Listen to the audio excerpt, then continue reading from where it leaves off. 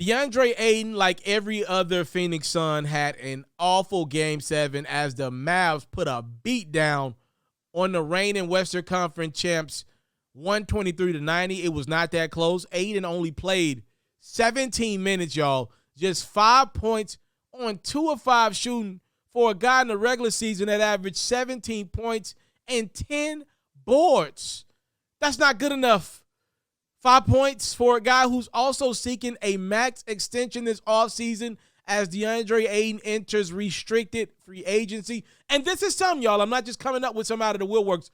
In the post-game interview for Phoenix Suns head coach, reigning coach of the year, Monty Williams, he was asked about Ayton's minutes, and he did give a response. He said, it's internal, which tells you that something's going on. Apparently, if I was watching Undisputed earlier today, Skip Bayless talked to his friend Lil Wayne, which is a weird relationship in his own right. But apparently, according to Lil Wayne, through Skip Bayless, Wayne said he could hear Monty Williams and Deandre Ayton going at it on the sideline, and Monty was apparently calling out his star center, Ayton, and asking more of him. And there's actually some footage that some guys found on Twitter or put on Twitter in which you see a spot where Ayton played his last seconds of the game. He didn't play very hard on defense, and it looks like Monty pulled the plug on him in favor of Bismack Biyombo. The game was over anyway, and I don't think it's fair to blame Deandre Ayton for what went wrong in Game 7. If anything, the Suns' personnel wasn't fit to deal with the Dallas Mavericks. It kind of became the same thing that happened in round number 1 for the Utah Jazz that also fell to the Dallas Mavericks. Once they spread you out and Luka's trusting his teammates, they're hard to guard.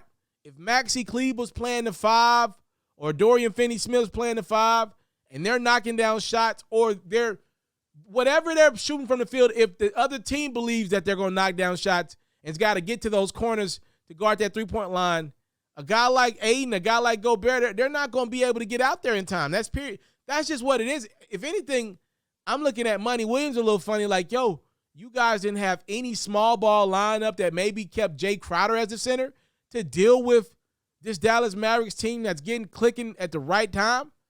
I just feel like it's unfair to blame Deandre Ayton for the Suns' struggles. I'm not saying Monty did that, but when he puts it out there, it's internal. Clearly, he wanted people to know, the media to know, like, yo, something went on why Ayton didn't play much of all in Game 7. With the way Chris Paul played, though, with the way Devin Booker played in that Game 7, with the way that whole Phoenix Suns team played, I find it just far-fetched to just blame one guy for that abysmal team performance. Ayton, though, he's got a tough offseason coming. I don't know if Phoenix gives him that money. I brought up Rudy Gobert earlier in this video, his Utah Jazz team. I just wonder if Phoenix isn't committed to giving Deandre Ayton the type of money that he would want, I wonder would they be more comfortable giving Rudy Gobert that type of money. Actually, it'll be a little more to get Rudy Gobert in. But a guy that's more proven, defensive player of the year candidate. Again, Rudy's not a guy that's going to be able to close out on corner three-pointers himself. But I'm just thinking about that Suns lineup.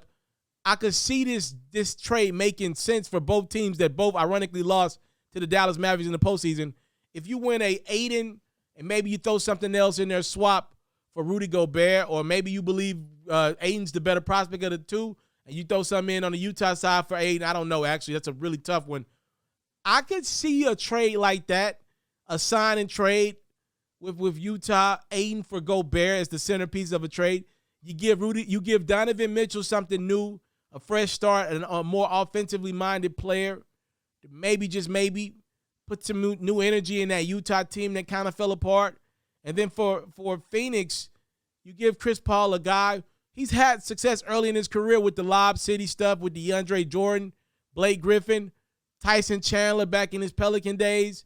You know, Gobert's not a guy that's going to knock down jump shots. But I do believe this Phoenix team could work well with Gobert commanding that middle. Ayton did a fine job, but if you want to take it to the next level, maybe Phoenix would feel better bringing in Rudy Gobert. Also, another piece of the puzzle. Robert Sarver, the Phoenix Suns owner, who's expected to step down, right? Like, if what happens with that? He's a very cheap owner. Again, cheap, relatively speaking. He's a billionaire. But he doesn't like paying a lot of guys. if he's no longer as the Phoenix Suns owner, maybe the new team or the new guys that come in, maybe they're more willing to spend out some of that cash. I guess we'll see this summer. Very interesting offseason. Some questions, I just don't know if as Phoenix Suns people out there, I guess they don't really know what to think right now. I'm sure they did not think to be answering some of these questions at this point in the offseason as their season end early after a 33-point grubbing by Luka Doncic and the Dallas Mavs.